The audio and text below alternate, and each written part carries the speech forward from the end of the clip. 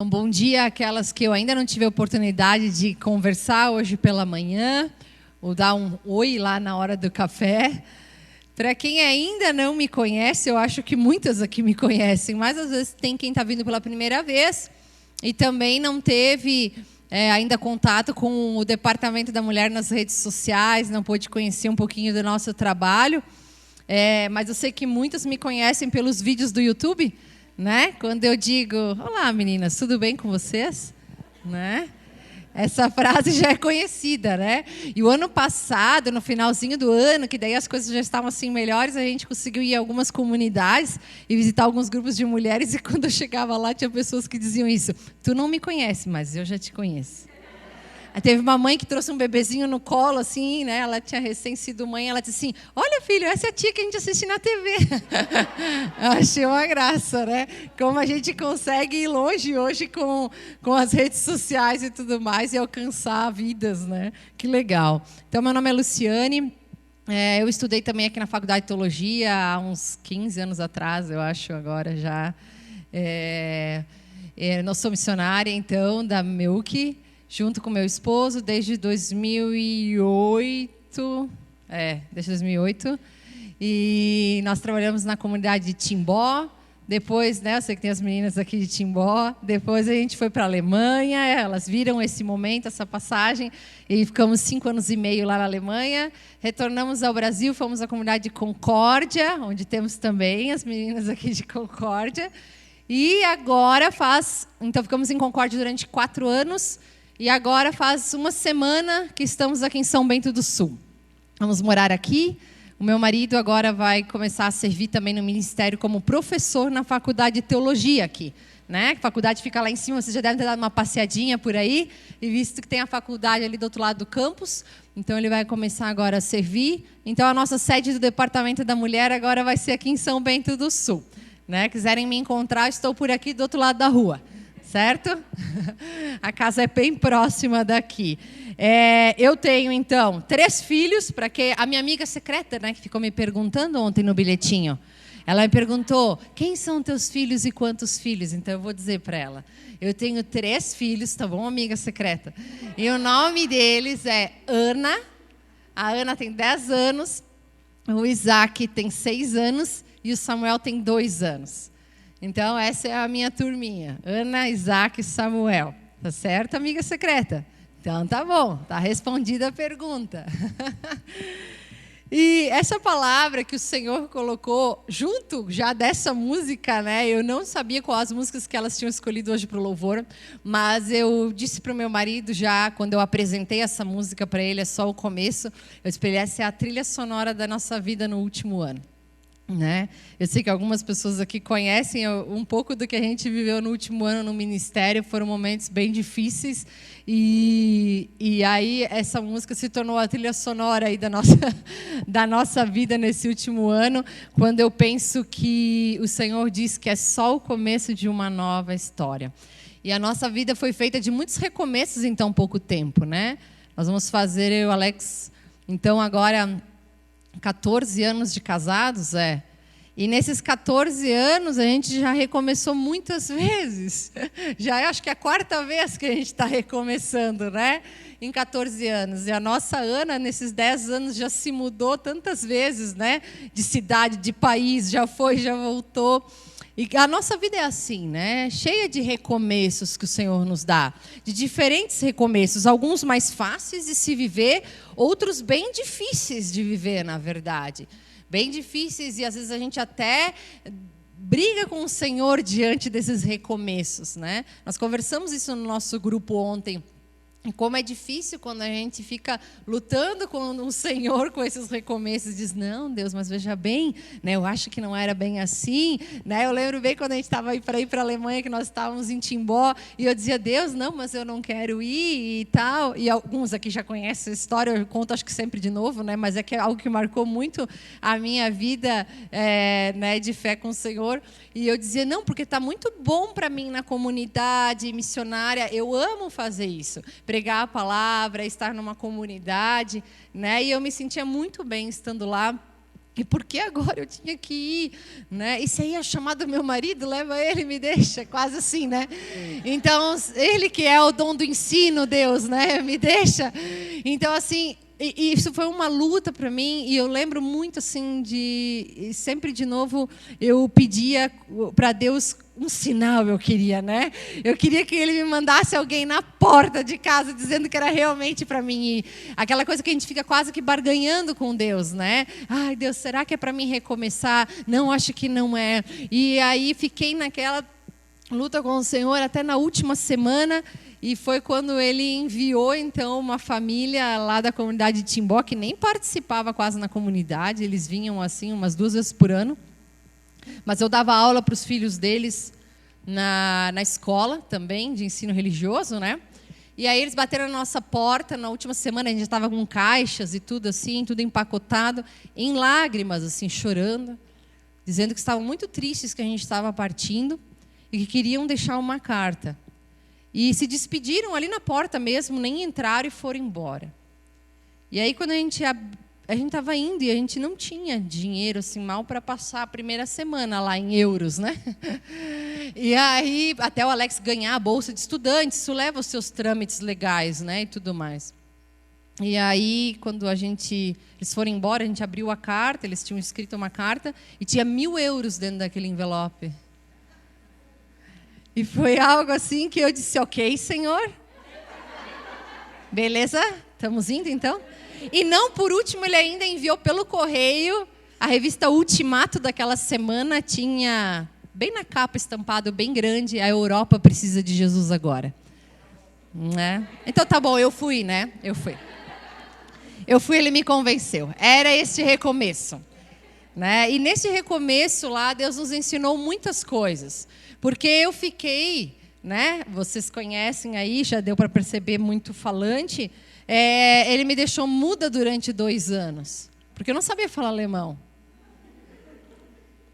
Até eu aprender a língua, né, demorou 2 anos até todo esse processo que realmente você consegue ter uma conversa mais do que só dizer sim e não e talvez. Né? Muito obrigada. Então, demorou-se esse tempo e nesse tempo eu aprendi a ouvir, né? O Senhor me deu este recomeço de aprender a ouvir, a ser a pastora que estava no grupo, mas não sabia falar nada para as pessoas do que elas estavam ali fazendo estudo bíblico, só ouvindo. Né? Então, foi esse recomeço e foi muito importante na minha vida, esse tempo de se aculturar a outro povo, amar a outro povo, entender outros povos. E como Deus trabalhou isso no meu coração. E depois o recomeço de voltar para o nosso próprio país. Que é uma coisa, às vezes, que as pessoas que estão aqui, às vezes, nem conseguem entender. Como pode agora que alguém que viveu seus tantos anos aqui no Brasil, passa 5 anos e meio na Alemanha, volta e parece que não se acostuma mais. Como é que pode um negócio desse? Né? Mas é que de volta é um choque cultural na sua própria cultura. É meio até doido de entender tudo isso. Mas esse recomeço, para nós como família, lembro que foi o primeiro ano muito difícil. Chorei por muitas vezes. Eu lembro, a Ana olhava a mata que tinha na frente da nossa casa, lá em Concórdia, ela dizia, mãe, às vezes eu acho que a Alemanha fica do outro lado dessa mata. Né? Para ela foi muito difícil o primeiro ano. A Ana levou muito tempo para aprender a ler, aprender os números, porque ela conhecia tudo isso em outra língua. Né? E foi um processo difícil e da qual Deus permitiu que houvesse esse recomeço. E agora, de novo. Estamos recomeçando aqui, no Ministério da Faculdade de Teologia, né, da qual Deus nos dá essa oportunidade. E louvamos a Deus por isso, porque, como diz a música, é só o começo de uma nova jornada com o Senhor. É só o começo. Então, é assim. Então, nem sempre é muito fácil esses recomeços. E talvez você aqui também teria o seu para contar, do que já viveu e de como foi para você. E interessante que ontem já foi falado um pouco sobre isso, que recomeçar é às vezes voltar para onde você já saiu um dia, né? E nós estamos aqui.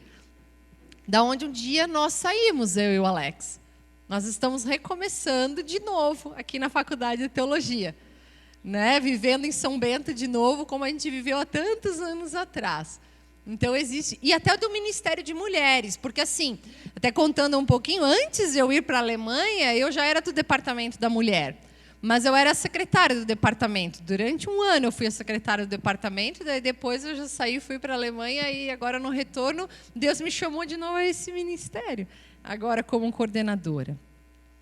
Mas tem algo que envolve esse recomeço, que é a humildade. E é sobre isso que nós queremos falar hoje. Sobre recomeçar exige humildade. Eu acho que apagar essa luz da frente para ficar um pouquinho melhor de talvez ver aqui, né? A outra também.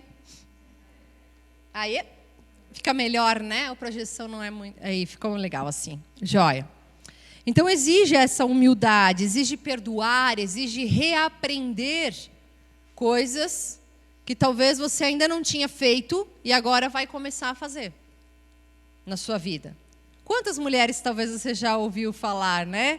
Ah, eu fazia tal coisa e depois lá na minha vida já tinha estudado, feito isso e agora fui passar a fazer outra, né? São recomeços das nossas histórias. E essa palavra humildade, né? Pode passar ali o slide. Ela no dicionário olhando que tem noção das suas limitações. Isso é ser humilde, é quem tem noção das suas limitações. Que não se valoriza demasiadamente, que não demonstra vaidade, modesto, banqueiro, humilde. Que demonstra obediência, respeito ou submissão. Respeito e submissão, obediência. Anotem bem essas palavras, que perpassarão a nossa conversa dessa manhã. O que nós precisamos lembrar na nossa vida é que nunca é tarde para recomeçar. Porque às vezes a gente diz, não, mas para mim, Luciane, já está tarde, tu ainda está aí na flor da idade, os filhos pequenos, né? Dá ainda para encarar essas coisas. Mas para mim já deu. Para mim já está tarde demais para recomeçar alguma coisa. Com o Senhor nunca é tarde para recomeços. Nunca é tarde. Os discípulos também pensaram que era tarde, né? Quando Jesus se foi e prometeu que voltaria depois, não disse quantos dias, né? Voltaria, eles de repente se flagraram pensando, já é tarde. Ele não vai mais voltar. Passou um dia, nada. Passou 2 dias, estava ficando puxado, eles já estavam se reunindo nas casas para orar, aguardando a morte. Pensando, agora eles vão perseguir a gente também, vamos todo mundo morrer e acabou. Acabou aquela ideia de Jesus Salvador do mundo. Eles já se flagraram nessa situação. E de repente Jesus aparece e cumpre aquilo que ele tinha dito que ia fazer. Porque Deus vem na hora certa. Não é tarde para o Senhor. Tem uma amiga minha que agora, ela já tem entre os seus 50 e 60 anos, e ela fez agora sua 2ª faculdade, está recomeçando em uma área totalmente diferente do que ela fazia. Ela trabalhava numa empresa da família e agora ela é professora, ela é de Timó, né? Ela é professora de dança agora, né? Para idosos. Então, foi começar em totalmente outra área da sua vida. Deus deu esse recomeço para ela. Ou talvez a Vitória, muito jovem ainda, mas já teve uma outra faculdade, né? Vitória já trabalhava como professora de português e alemão, já tinha feito letras e agora Deus chamou também a estudar teologia. São os recomeços que Deus proporciona e nunca é tarde para recomeçar com o Senhor. Mas às vezes envolve um sofrimento, dor nesse caminho, momentos difíceis que vamos passar. Próximo. Existe um recomeço que é para todas. E é sobre esse que nós queremos falar. Pense sobre isso. Qual é o único recomeço que existe para todas nós? Capaz de mudar a nossa vida para sempre. Capaz de transformar tudo aquilo que somos de fato. Mas que exige humildade para reconhecer este recomeço. Exige reconhecer as nossas fraquezas. Exige reconhecer as nossas limitações, de fato, diante desse recomeço. E eu gostaria de convidá-las a abrirem suas Bíblias, então. Quem tem sua Bíblia? no texto de Lucas. Eu acho que até eu fiz a projeção aí, não sei se eu fiz a projeção do texto, não, só deixei ele ali, acho. De Lucas 15. Alguém conhece esse texto já antes de abrir? O filho pródigo. A parábola do filho pródigo. Lucas 15, do 11 ao 24, nós vamos ler. É bom esse barulhinho das Bíblias abrindo, né? Então, Lucas 15, do 11 ao 24. Vamos ler sobre esse recomeço de vida, da qual Jesus conta aqui aos seus discípulos. Então, diz assim, Jesus continuou. Um homem tinha 2 filhos. O mais novo disse ao seu pai: Pai, eu quero a minha parte da herança. Assim ele repartiu a sua propriedade entre eles. Não muito tempo depois, o filho mais novo reuniu tudo o que tinha e foi para uma região distante. E lá desperdiçou os seus bens vivendo irresponsavelmente. Depois de ter gasto tudo, houve uma grande fome em toda aquela região. E ele começou a passar necessidade. Por isso foi empregar-se com um dos cidadãos daquela região, que o mandou para o seu campo a fim de cuidar de porcos. Ele desejava encher o estômago com as vagens de alfarrobeira que os porcos comiam, mas ninguém lhe dava nada. Caindo em si, ele disse: Quantos empregados de meu pai têm comida de sobra, e eu aqui morrendo de fome? Eu me porei a caminho e voltarei para o meu pai. E lhe direi: Pai, pequei contra o céu e contra ti. Não sou mais digno de ser chamado teu filho. Trata-me como um dos teus empregados. A seguir, levantou-se e foi para o seu pai. Estando ainda longe, seu pai o viu e, cheio de compaixão, correu para o seu filho e o abraçou e beijou. O filho lhe disse: Pai, pequei contra o céu e contra ti. Não sou mais digno de ser chamado teu filho. Mas o pai disse aos seus servos: Depressa, tragam a melhor roupa, vistam nele, coloquem um anel em seu dedo e calçado em seus pés. Tragam um novilho gordo e matem-no. Vamos fazer uma festa e alegrar-nos, pois este meu filho estava morto e voltou à vida. Estava perdido e foi achado. E começaram a festejar o seu regresso. Até aqui. O começo fala de uma divisão de bens. A divisão de bens daquela época era que o filho mais velho recebia o dobro dos outros, e então era repartido entre os outros, filhos. Mas isso era feito depois da morte do pai, não antes de ele se ir. Então ali a gente tem uma fugida da regra, que já foi dividido os bens, e o pai concedeu isso antes. Só que quando isso era feito, o filho então tinha a responsabilidade de cuidar do seu pai, porque esse dinheiro ainda era do pai. Mas o que o filho faz aqui não é isso.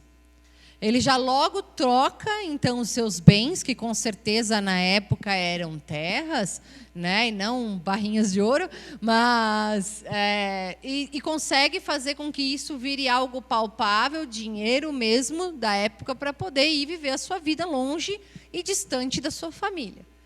Foi isso que ele fez, aqui é o que conta o texto.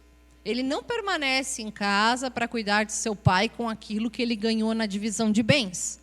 Ele nem pensa nisso, no cuidado com a família. Ele simplesmente se vai. Ele quer ir distante do pai.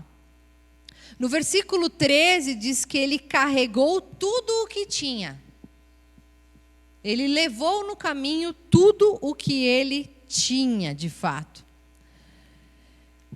E ao fazer isso, passou por uma grande fome, então, no país, ali onde ele estava, crise, acho que isso vocês conhecem um pouco, Temos vivido isso mundialmente, Crise, fome. No Brasil já são mais de 19 milhões de pessoas que não têm o que comer. 19 milhões de pessoas que vivem em miséria hoje, né?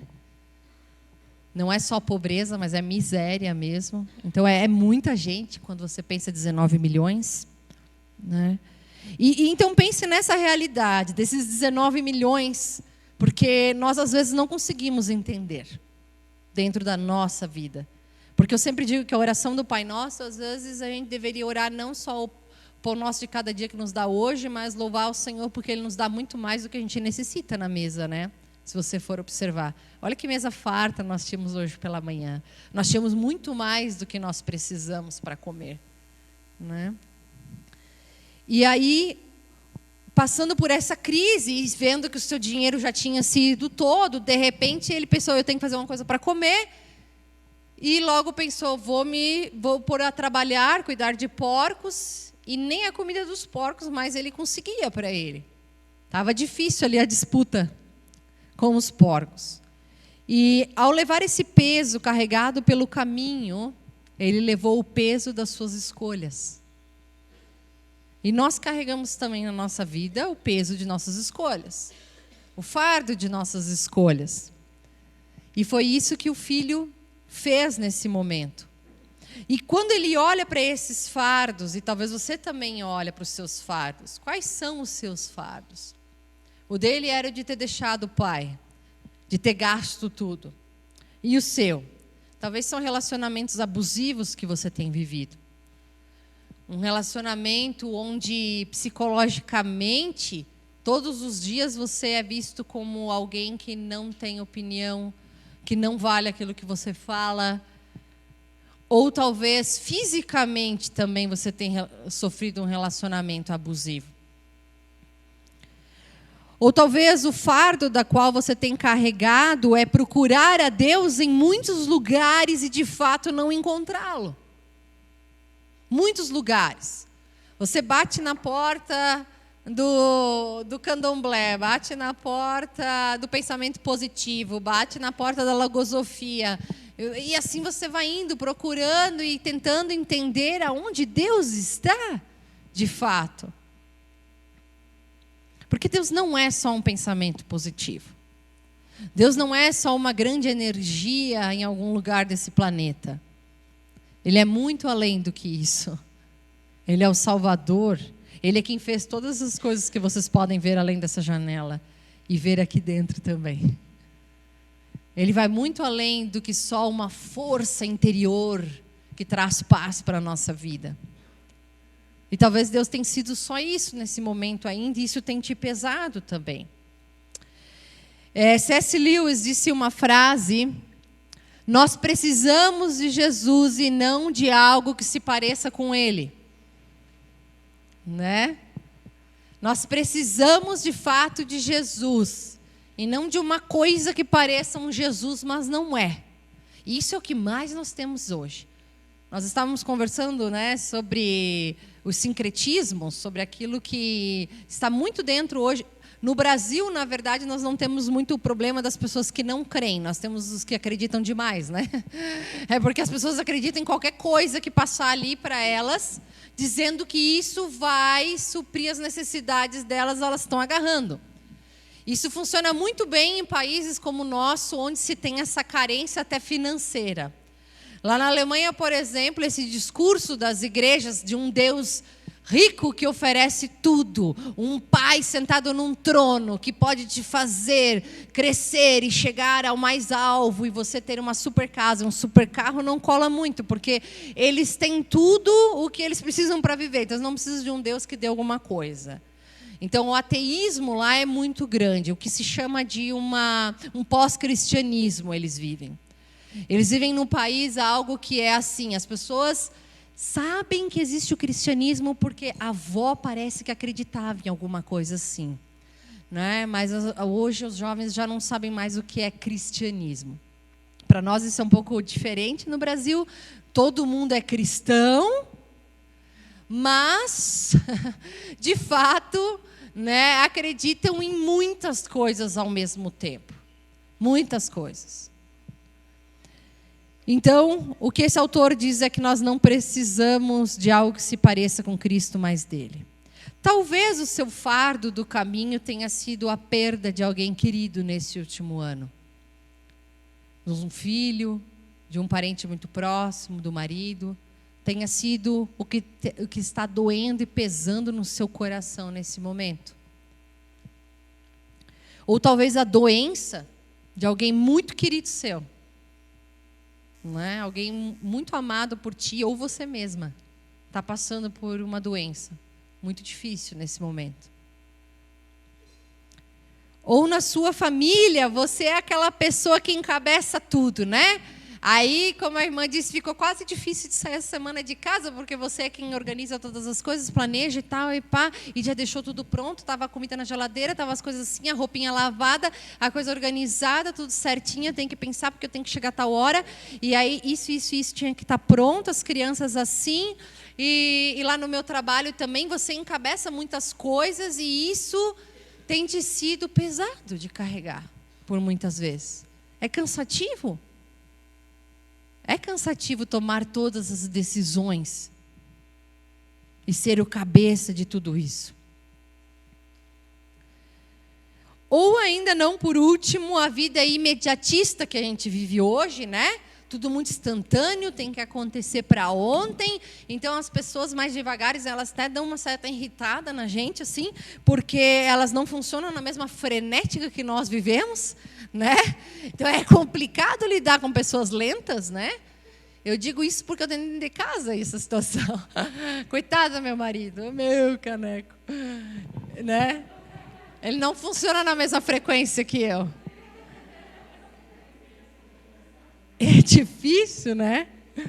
E aí, quando a gente é assim, frenético, também muitas vezes as pessoas sofrem de ansiedades, além do limite, de não conseguir descansar, de fato.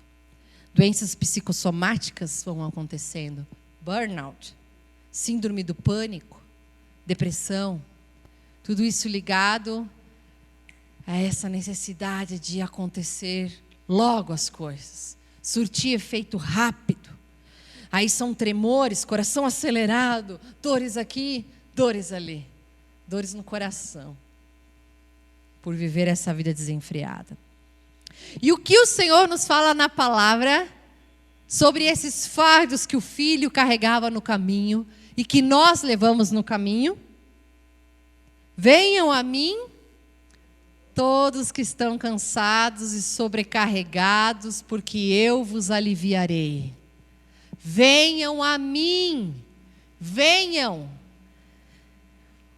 Tragam a mim as suas ansiedades, tragam a mim as dores, os lutos, os relacionamentos abusivos, as dificuldades do seu caminho, traga a mim, porque eu quero aliviá-las para você. É isso que o Senhor diz.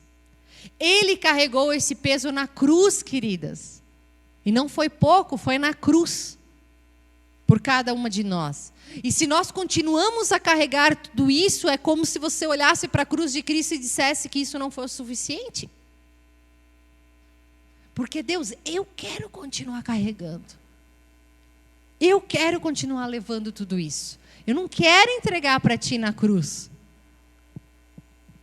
Eu preciso olhar para essa cruz e validar o que Cristo fez por mim ali. E aceitar esse perdão concedido. Aceitar esse perdão e esse amor de Deus para a minha vida. Lógico que muitas vezes nós vamos precisar, além de aceitar essa graça do Senhor, também aceitar a ajuda de pessoas que o Senhor coloca ao nosso lado. Quer seja de um psicólogo, de um psiquiatra, de um pastor, de um conselheiro, de um amigo. O Senhor envia pessoas também. Né? E Ele capacita pessoas para isso. E nós louvamos a Deus por isso. Muitas vezes nós precisamos fazer este retorno para a casa do Pai, como o filho fez.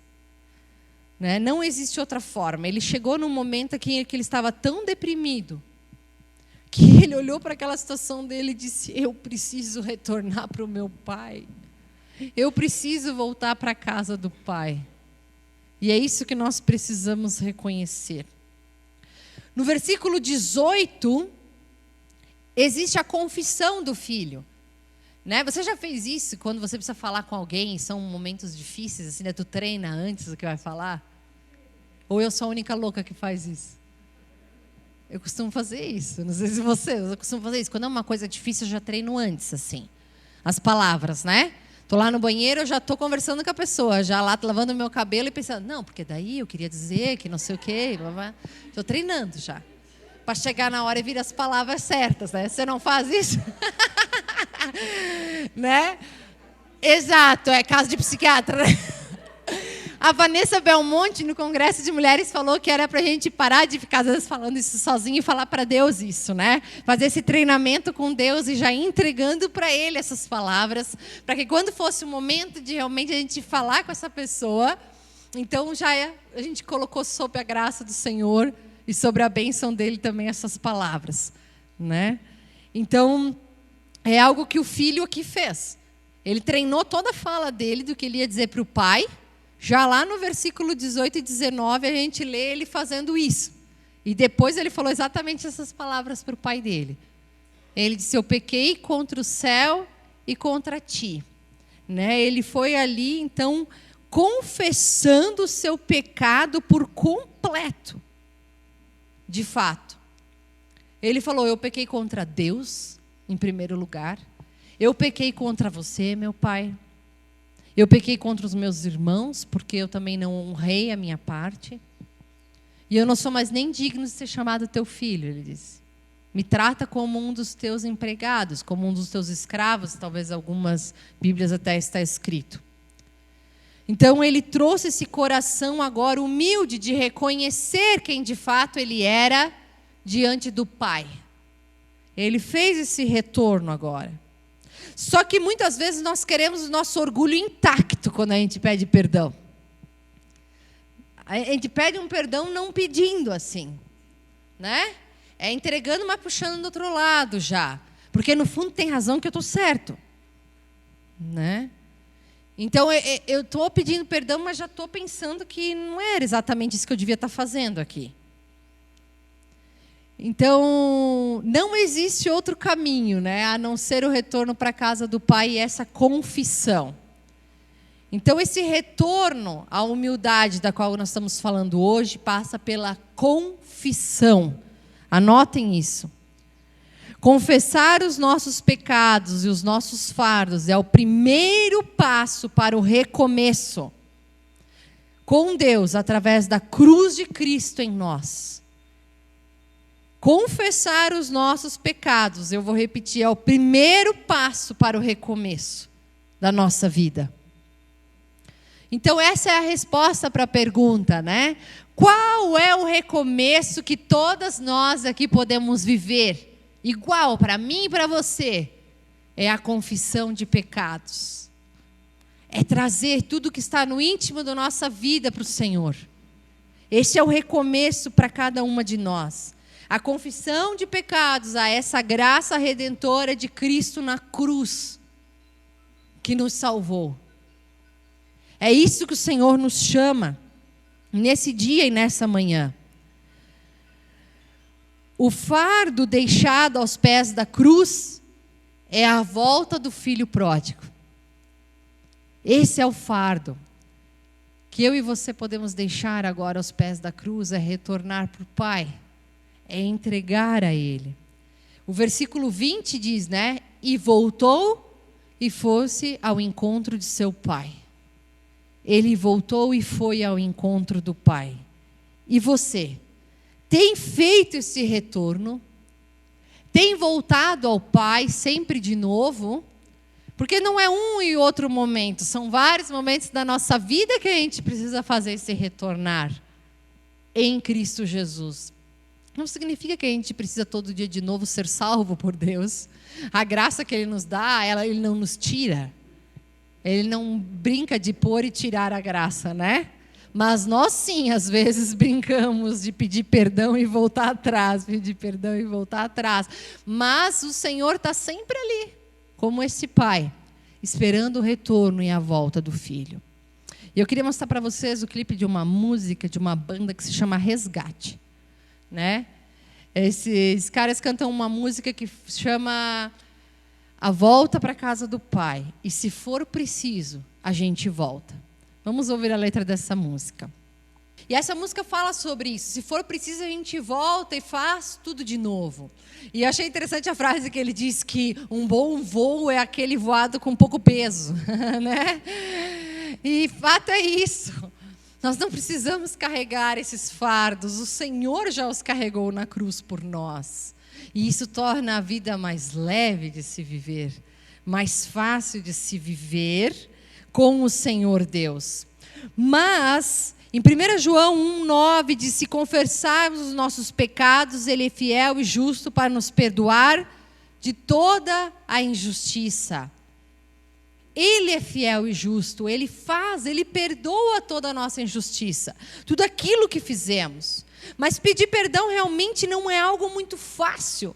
Como diz a minha filha, dói aqui assim, ó.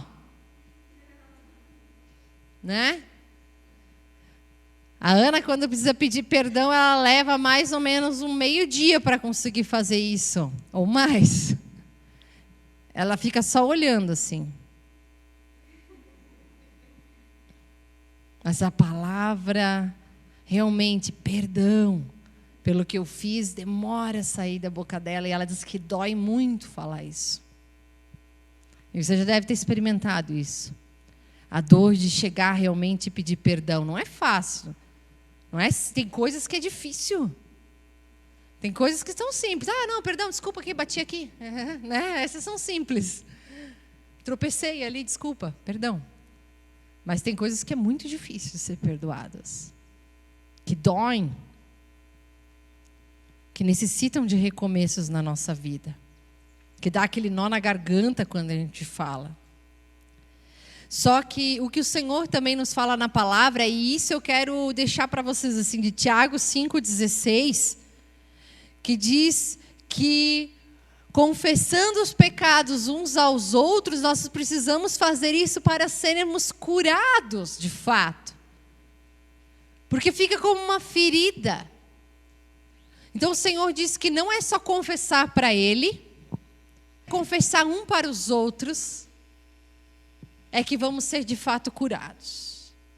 E essa é a parte mais difícil, porque às vezes até confessar para Deus a gente até consegue, mas falar com o outro, que realmente a gente precisa conversar, é difícil, mas Deus diz que é ali que há a cura de fato. O que muitas vezes nos é ensinado, ou o que a gente prontamente faz é, não, deixa, já passou já. Já passou, já deixa, já passou, nem vamos mais falar sobre isso. O tempo cura, vamos deixar, nem falar mais, o tempo cura, deixa assim. Só que se a gente vai lidando com essa situação dessa forma, vamos deixar, vamos passar, é como se a gente enfiasse só a sujeira embaixo do tapete ali. E aquela ferida, ela continua ali. Ela não tem a cicatrização dela. Ela vai ficando, e cada vez de novo que você cutuca, ela sai sangue. Ela sai sangue. Porque ela não está cicatrizada. E muitos de nós temos nossas cicatrizes para contar. Elas fazem parte da nossa vida. As nossas cicatrizes. Eu tenho uma aqui na mão, de quando eu tinha 2 anos de idade, que eu quebrei um copo de vidro assim na mão, quando eu caí. Então fazem parte da nossa vida essas cicatrizes. Só que significa que foi curado. Que já foi sarado lá aos meus 2 anos de idade.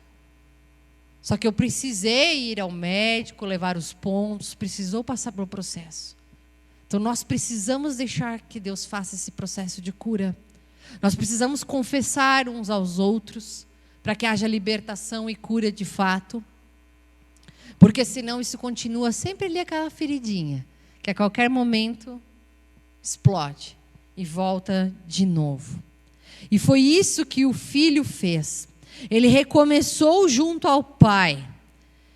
E aí, esse pai está prontamente, né, assim como o filho chegando lá na estrada, e aí você começa a se alegrar que ele está chegando ali. O pai, eu imagino, sentado, já sempre de novo muito esperançoso pela chegada do filho, não sem esperança. Não só sabe quanto tempo, se foi 1, 2, 3, 5 anos, quanto tempo se passou, Mas aquele pai sempre de novo olhava e esperava pela chegada do filho. E teve um dia que ele apareceu. E aí ele se alegrou, mas se alegrou tanto com essa chegada do filho, que ele lhe deu o melhor manto. Ele deu um anel no dedo e sandália nos pés. Ele estava descalço já, esse filho. E descalço quem ficava eram os empregados. E ele de novo veste esse filho. Então Deus é aquele que cuida, que ampara e que dá o seu melhor por nós, que dá todo o seu amor por nós em Cristo Jesus, que nos veste, que nos reveste de novo, diz a palavra, que nos purifica de novo com Ele. E nós somos, ao mesmo tempo, 100% salvos por esse Deus e vivemos sob a graça dele, mas ainda pecadores. Por que o Senhor não nos tira o pecado? Aí se pergunta no céu para ele, porque eu não vou responder essa para ti agora, né? Mas o que ele fala é que ele concede a graça para que a gente possa viver esses dias sobre a terra. Ele diz, vão ser dias difíceis, mas eu ensino de novo. É programado, veja. Tem uma igreja aqui, eu não sei aonde. E acabou. É isso aí. Nossa, que incrível. Nós temos que descobrir de onde vem esse sino. Ele já bateu ontem. Olha aí, ó. Achamos o sino, está aqui no meio. Ó. Que bênção esse sino. Ele ajuda a gente que está aqui a saber que é hora de terminar. E é inexplicável esse amor do Pai, né? Porque talvez você se pergunta, ok, Luciana, é muito fácil falar e perdoar é difícil, e tem situações da minha vida que eu não quero perdoar, ou que tem pessoas que não querem me perdoar. Eu já tentei, eu já fui lá, eu já conversei, eu já falei com aquela pessoa e ela não me perdoa. Eu já tentei, mas ela não quer me conceder o perdão. E agora, o que eu faço?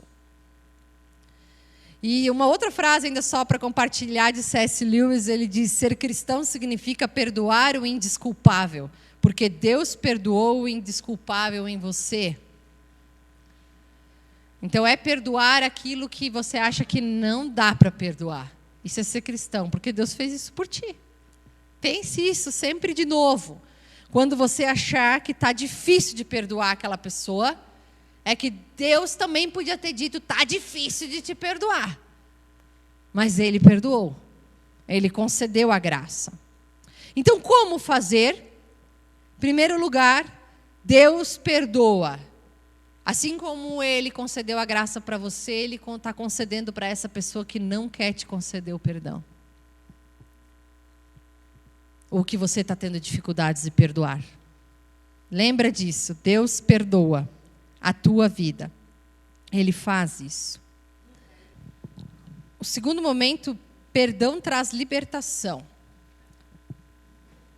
Você já deve ter experimentado isso, o quanto é libertador pedir perdão e ser perdoado. E o quanto você carrega, às vezes, o fato de alguém não ter te concedido perdão ou você não ter perdoado alguém. Isso nos adoece. De fato nos adoece. É muito difícil de viver assim, dessa forma. Mas saiba de uma coisa. Jesus está carregando este peso também daquela pessoa que não consegue te conceder o perdão. Então você pode se sentir livre disso. Você pode se sentir libertado em Cristo Jesus. Também por aquele que você foi lá, bateu na porta e a pessoa disse, não, eu não quero agora te perdoar.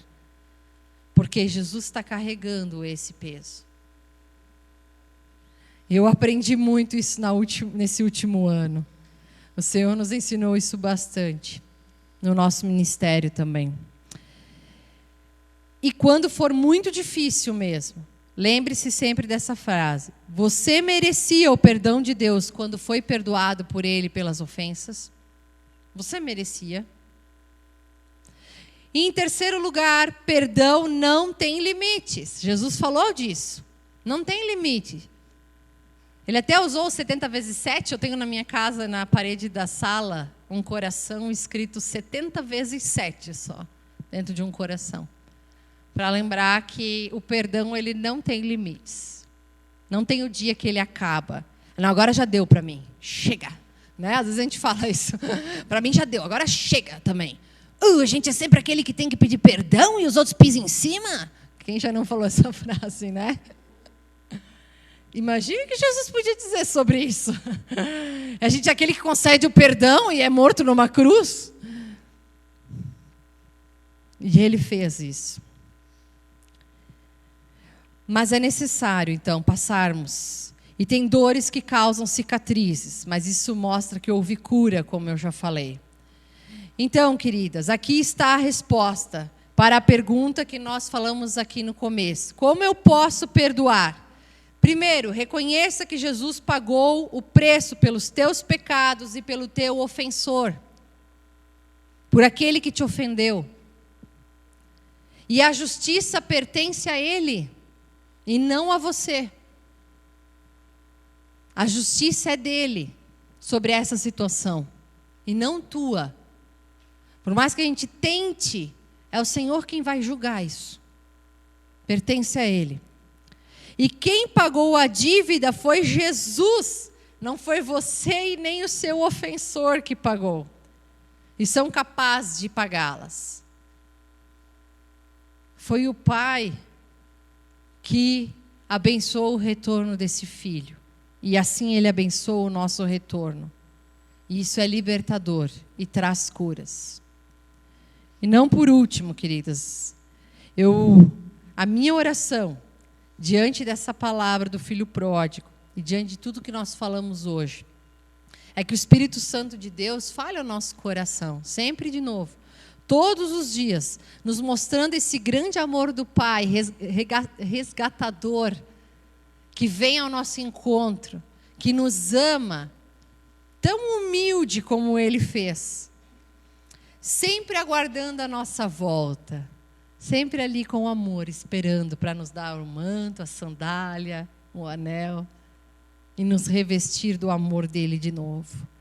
Lembre-se que recomeçar exige humildade, arrependimento e perdão. E se for preciso, a gente volta. Amém?